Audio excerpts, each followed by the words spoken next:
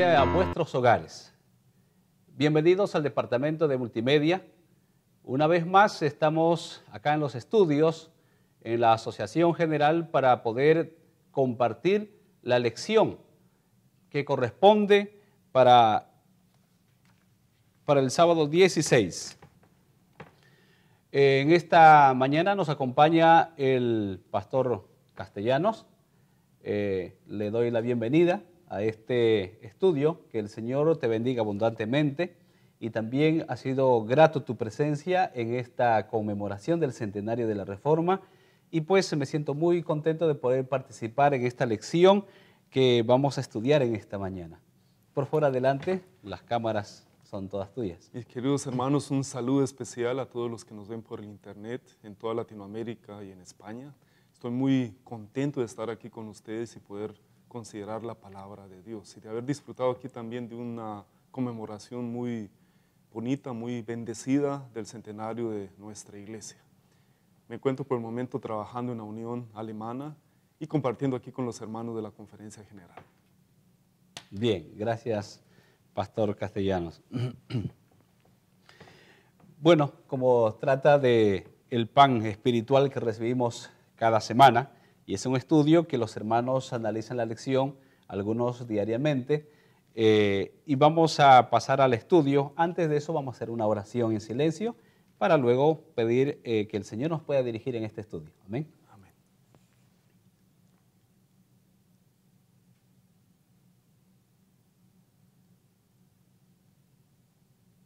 Amén. Bien, la lección número 7 es una lección muy importante, y por sobre todo que lleva el nombre de nuestra iglesia: la necesidad de una reforma. La reforma ha sido y será siendo necesaria en la iglesia, como lo fue desde sus inicios. Cuando en la Edad Oscura, en el siglo XVI, XVII, cuando el pueblo sufría de la escasez del alimento de Dios, cuando las verdades de Jesucristo se habían entremezclado con las cosas del mundo, del paganismo, entonces había una necesidad de una reforma. Así posteriormente encontramos también más adelante las necesidades siempre de una reforma en el pueblo de Dios. El texto, la nota introductoria nos dice: de acuerdo con la luz que el Señor le ha agradado concederme, sé que a Él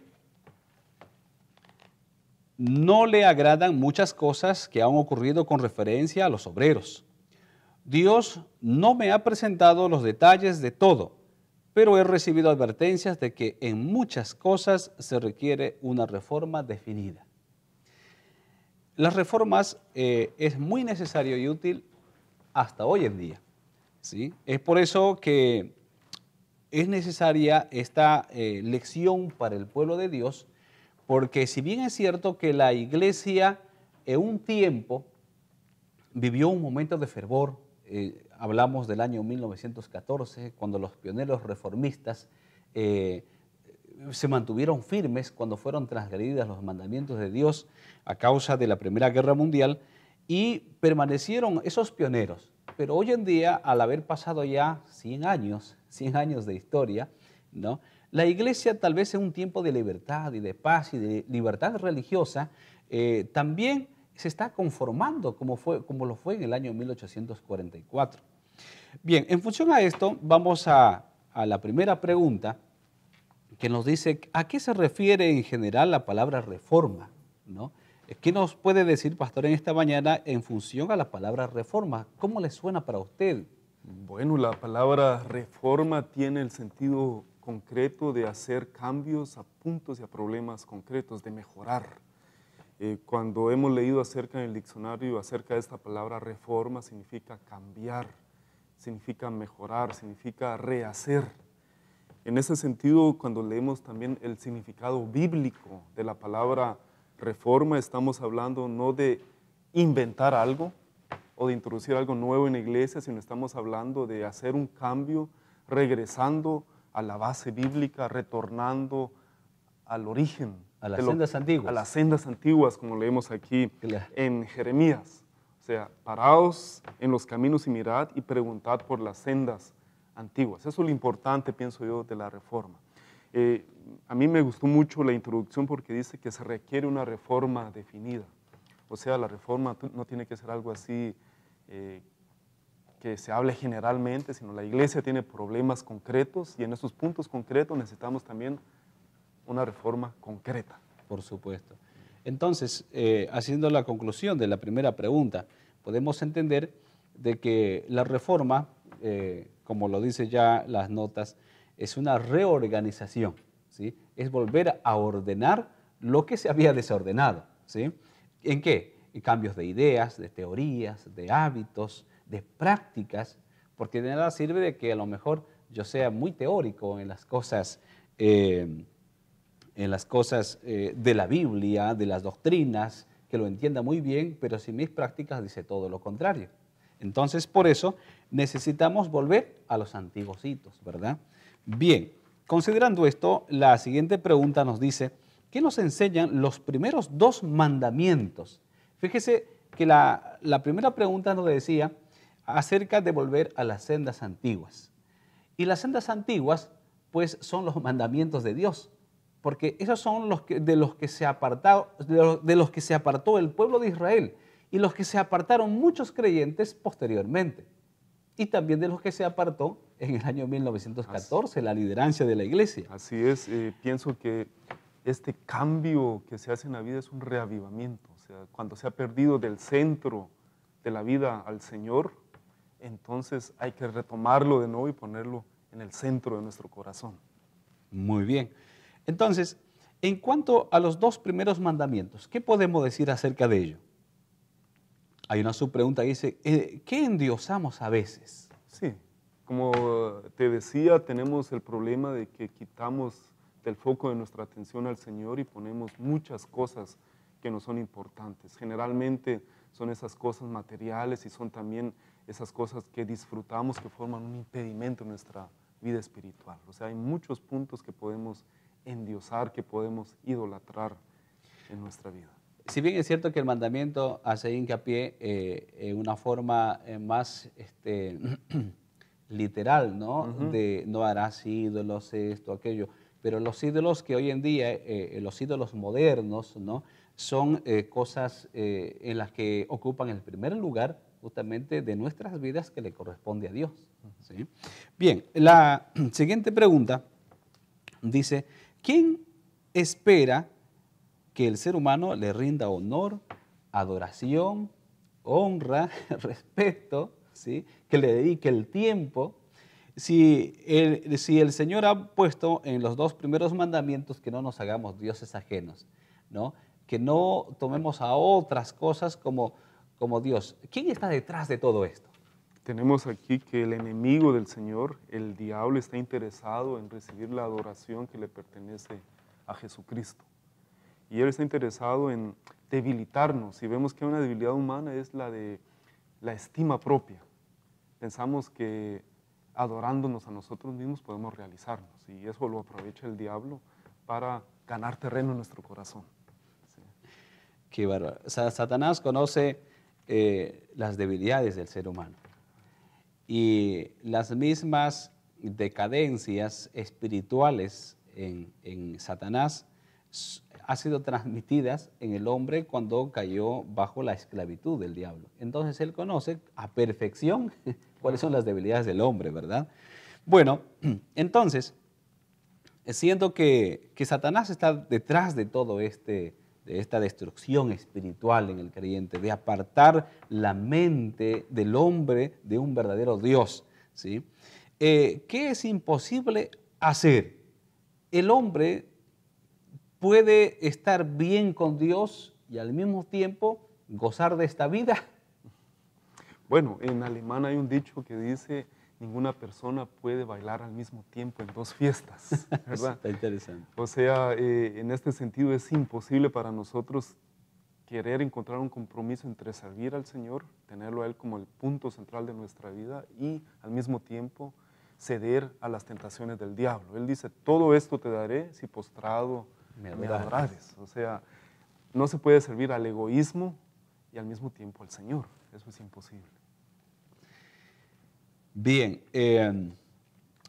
aunque podríamos pensar opuestamente, ¿no? Sí se puede servir a dos señores. En el sábado yo estoy en el templo, escucho la palabra de Dios, pero en la semana estoy en el mundo, en las fiestas. No me ve el pastor, no me ve el anciano de iglesia, no me ve los hermanos. Sin embargo, para Dios eso no es válido, ¿verdad? O le sirves a Dios o estás de parte del enemigo. ¿Sí? No se puede hacer las dos cosas al mismo tiempo. A lo mejor al diablo le sirve a eso, ¿no? Los adeptos de Satanás, su forma de trabajo les sea así, pero para el Señor no es lo más sensato, no es lo espiritual, no, eso no lo puede conducir a la salvación. Bien, sí, la quinta pregunta nos dice, por lo tanto, ¿con quién no podemos concordar? Siendo que no podemos servir a dos señores, siendo que no podemos ser creyentes en el fin de semana, ¿sí? Y durante la semana puedes hacer las cosas del mundo. Entonces, ¿con quién no podemos concordar? Tenemos un problema, es el problema de los intereses entre la gente que quiere servir al mundo y la gente que quiere servir al Señor. Eso significa que los intereses y los deseos pueden ser muy diversos de tal manera que no se pueden conciliar. Una persona que realmente busca la fe se va a sentir mal en un ambiente mundano. Y alguien que no quiere servir al Señor se va a sentir mal en un ambiente cristiano. O sea, es difícil de conformar eso, los efectos de querer conciliar estos dos aspectos espirituales, las tinieblas y la luz, pueden ser muy terribles. Cuando en una familia, por ejemplo, el esposo y la esposa tienen intereses diversos. Son luchas que se viven a diario y por eso es muy importante para nuestra juventud tener que decidir bien con quién se van a casar, con quién vamos a hacer negocios, en qué medida vamos a tener nuestras amistades, porque ya sea que nosotros cedamos a las tinieblas, que en la práctica uno tiene la impresión de que es más fácil que alguien que es cristiano le ceda a las tentaciones del Señor, teniendo comunión, a las tentaciones, perdón, del enemigo, teniendo comunión con el mundo, ¿verdad? O sea, es difícil, como se dice, el que anda entre la miel, algo se le pega. Se le pega. Tener comunión con el mundo y al mismo tiempo decir, estoy limpio y estoy consagrado. Yo he escuchado decir a muchos jóvenes, tocando el tema sentimental, no, bueno, yo estoy enamorado de ella, pero le voy a convertir al Señor. ¿No? Y es un terreno peligroso en el que el hombre o el joven puede estar en esos caminos. Porque bien es cierto la palabra de Dios que dice aquí en Corintios, salid en medio de ellos, ¿sí? Apartaos, dice el Señor, sí. No toquéis lo inmundo y yo os recibiré. Hay ciertas corrientes religiosas que dicen, no, el Señor va a hacer la obra, el Señor me va a sacar, el Señor, o sea, el apelativo se lo dan que Dios va a obrar en ellos y es como les va a forzar a ser santos o a prepararlos para que reciban la lluvia tardía.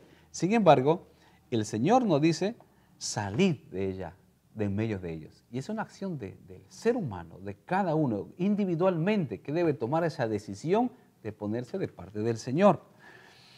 Bien, hay una parte de la nota que por ahí vale la pena resaltar, que dice, y los tales tienen demasiada influencia entre el pueblo de Dios.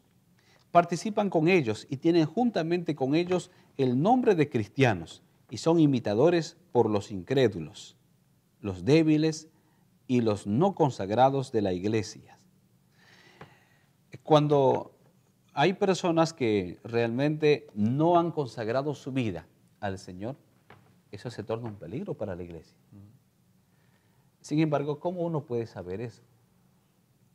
¿Cómo uno puede saber cuando especialmente los cristianos comienzan a aceptar costumbres mundanas de las personas con las que se tienen amistades, que comparten con nosotros? O sea, hay determinados límites que no hay que traspasar y uno puede identificar el peligro claramente.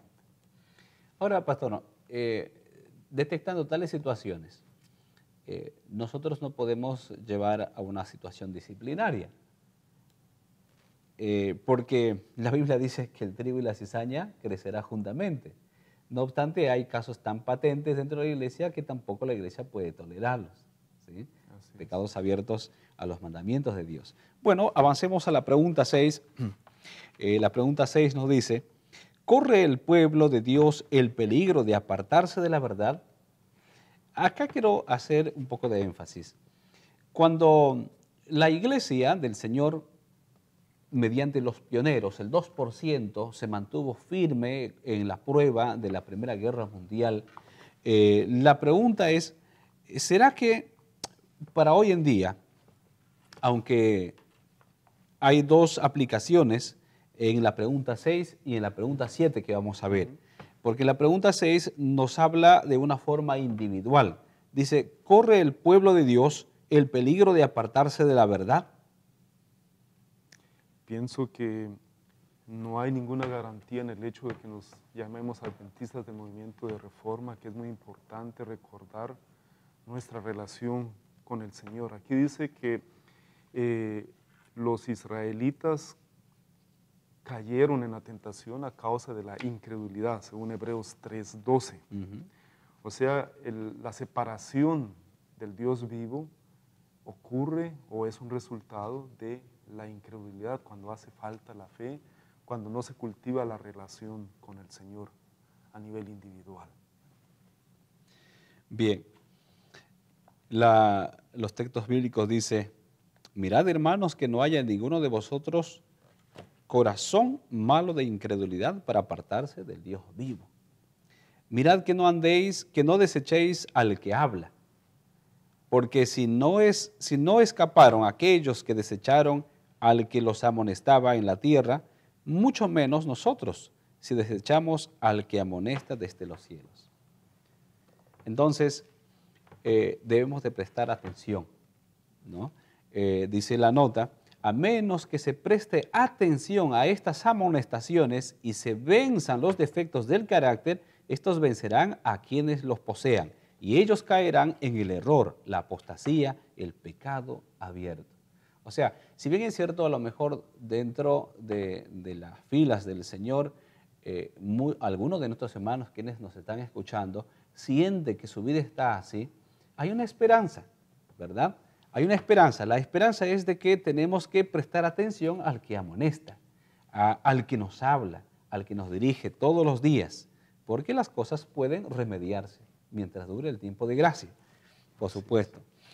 La séptima pregunta dice, ¿pueden las iglesias colectivamente apostatar de la verdad? Acá sí. En el mismo caso individual, cuando nosotros nos apartamos del Señor, puede suceder también a nivel colectivo. Una iglesia puede abandonar la base bíblica e introducir doctrinas que no están de acuerdo con la palabra de Dios, introducir mandamientos humanos y de una manera, digamos, colectiva, por reflejo o por decisión voluntaria, todo el colectivo, todos los miembros pueden comenzar a obedecer mandamientos humanos, seguir tradiciones humanas, abandonar la base profética de la palabra. Es posible, pero tanto así como tú mencionaste a nivel individual, es posible también a nivel colectivo arrepentirnos y buscar al Señor, buscar el rostro del Señor para obtener su bendición. Ese sería lo que habíamos estudiado en la pregunta 2, Sí. Volver a las sendas antiguas. Volver a las sendas antiguas. Porque estaba hablando, haciendo un trabajo misionero con un pastor, y mientras visitábamos a esta hermana, le enseñamos, con la Biblia se demostró que el día sábado es el día del Señor. Y que, bueno, la hermana entendió todo esto, sin embargo, al final tomó esta decisión, dice. Bueno, allá será los que en el siglo XVI, XVII o antes han cambiado el sábado por el domingo, pero el problema será de ellos, no mío, dice. Yo sigo con la fe.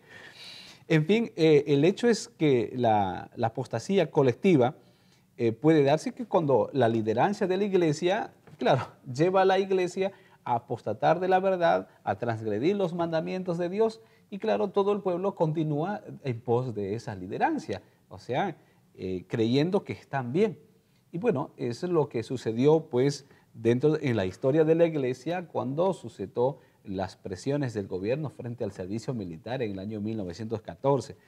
Y bien has dicho de que si volvemos a las sendas antiguas, pues Dios puede restituir, puede tomarlos nuevamente en sus brazos. Sin embargo, si seguimos en los mismos errores, yo creo que resulta difícil. Es nuestra decisión personal. Claro. Bien, avancemos a la pregunta octava. Dice, en la pregunta octava, ¿cuál es la naturaleza de la apostasía en los últimos días? Ahora, viniendo ya para nuestros días, ¿cuál es la naturaleza de la apostasía? ¿Cómo se manifiesta la apostasía? Tenemos en el Apocalipsis 3:17 el texto donde se describe la condición de la Odisea.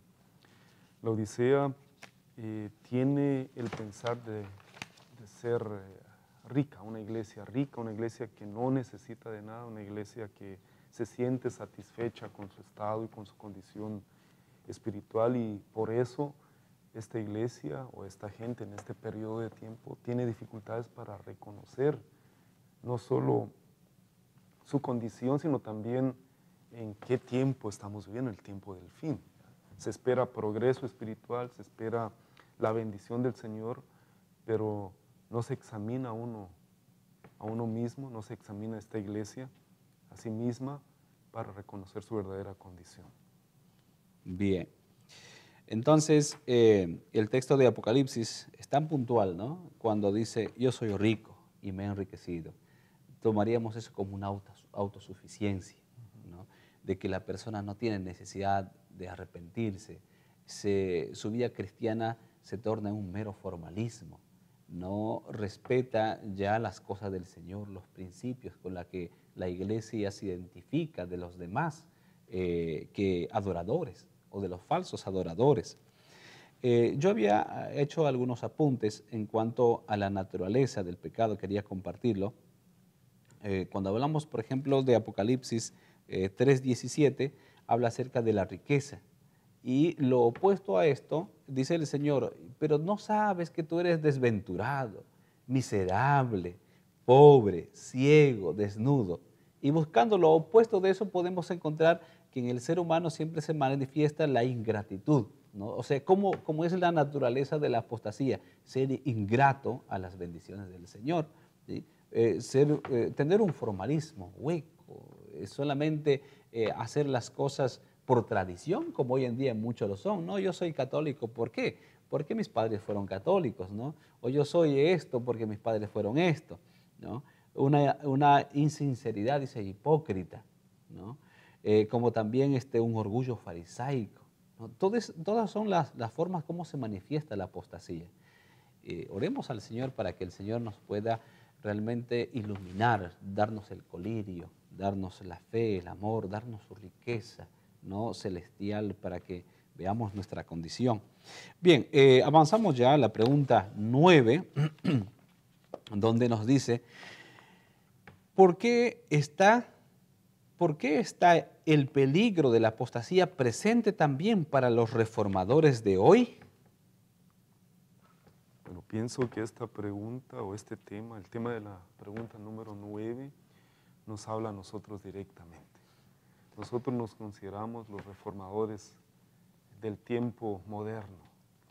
Consideramos también tener la verdad para este tiempo, de tener la base profética, y pienso que tenemos también razón. Pero al mismo tiempo esto puede incluir un peligro de esa autosuficiencia, es decir, estamos seguros, no nos puede pasar nada. Somos la iglesia de Dios. Somos la iglesia de Dios, 2%. sí, somos el 2%, tenemos el templo, y nos aferramos a esa seguridad, a esa doctrina, sin considerar nuestra vida espiritual y nuestra vida individual. Entonces la advertencia que tenemos en la palabra de Dios es de que si pensamos estar firme, tenemos que también ver no caer, o sea, de tomar las decisiones para quedarnos firmes en decisiones importantes en nuestra vida espiritual. Hay solo un camino para poder estar seguros, el camino de la obediencia a los mandamientos del Señor. Una obediencia que es el fruto de la fe, el fruto de la relación con el Señor. Solo el camino de la justificación por la fe nos puede mantener seguros en el Señor, mantenernos firmes en el Señor. Es cierto, la pregunta 9, yo creo que tenemos que reflexionar, no solamente nosotros, sino todos los ministros, todo el ministerio, y tener bien claro. Acabamos de celebrar los 100 años de fidelidad al mensaje del tercer ángel. Cómo se mantuvieron firmes esos pioneros frente a las crisis, a la opresión, la adversidad, las amenazas. Y podemos a lo mejor centrar nuestra esperanza en esa fidelidad, en esa postura tan leal al Señor de ese 2%.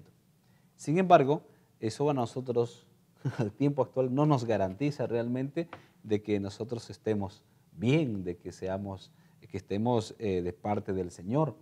Entonces, es tan puntual la pregunta como también el texto bíblico que dice, tú que enseñas a otros, tú que dices que enseñas no hay que hurtar, tú que dices no hay que adulterar, tú que enseñas, dice, la abominación a los ídolos, ¿no? Que te jactas de la ley. Dice, el que piensa estar firme, ¿no? El que piensa estar firme, mire bien, dice, que no caiga. Entonces, debemos de mantener firme esos principios. No debemos, en otras palabras, poder desahuciar, no sería la palabra desahuciar, sino a una persona que ha hecho bien las cosas, no sería bueno defraudar a nuestros pioneros reformadores que se mantuvieron firmes, sino que hoy este ministerio debe mantenerse firme de parte del Señor. Bueno, concluimos con la última pregunta, que dice, ¿qué sabiduría falsa con frecuencia conduce a la apostasía? Tenemos el problema de la sabiduría basada en lógica, en la lógica humana. O sea, nosotros somos seres limitados en nuestra lógica en comparación con nuestro Dios que es infinito en su sabiduría. A veces sucede entonces que nuestros razonamientos nos pueden servir como trampa para caer en la apostasía, especialmente porque nosotros tenemos por naturaleza lo que nosotros le podemos llamar la obediencia selectiva. Nos buscamos qué es lo que queremos obedecer y nos buscamos también qué tan estrictos queremos ser en un punto. Entonces sucede a veces en la iglesia que un hermano, una hermana son muy estrictos en un punto, pero en otro fallan. Entonces tenemos que pensar siempre en eso, que somos totalmente dependientes de la sabiduría del Señor, de su poder. Somos dependientes de estar conectados con Él por medio de la fe, que nuestra sabiduría, nuestras decisiones no son seguras y que tenemos una actitud constantemente que propensa a la obediencia selectiva, o sea, ser fuerte en un punto pero en otros no. Y teniendo esta conciencia, entonces podremos saber que la única fuente de fuerza y de sabiduría es el Señor. Realmente yo creo que la conclusión de esta lección debería fundamentarse en función a las dos primeras preguntas, de volver a las sendas antiguas. Nos estaba en la pregunta,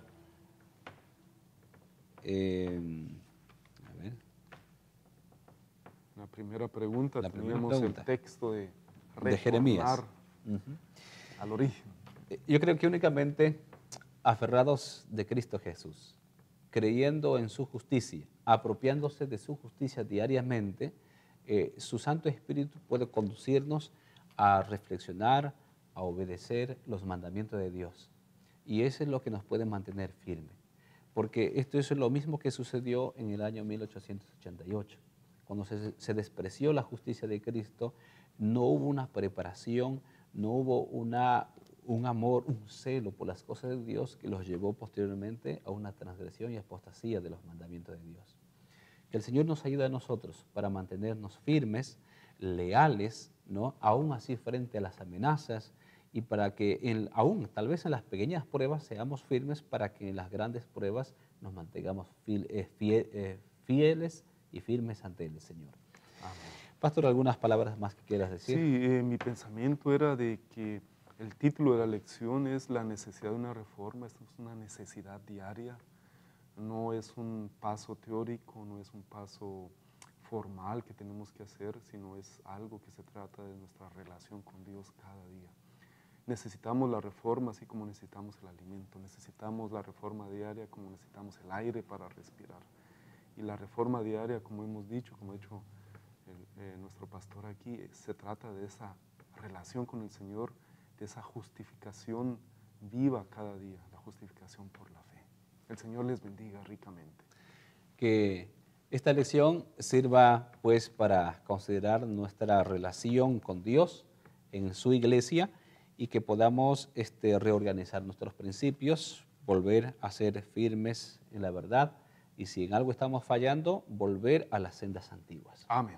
Pastor, te agradezco mucho por tu presencia, y que el Señor te acompañe en tu ministerio y también en pastorear las ovejas que tienes a tu cargo, no toda una unión. Y gracias por esta lección. Vamos a hacer una oración para concluir. Por favor, te invito a que hagas la oración. Oremos. Amante Padre Celestial, te agradecemos por tu palabra en esta lección, porque nos has mostrado la necesidad que tenemos de una reforma espiritual en nuestras vidas.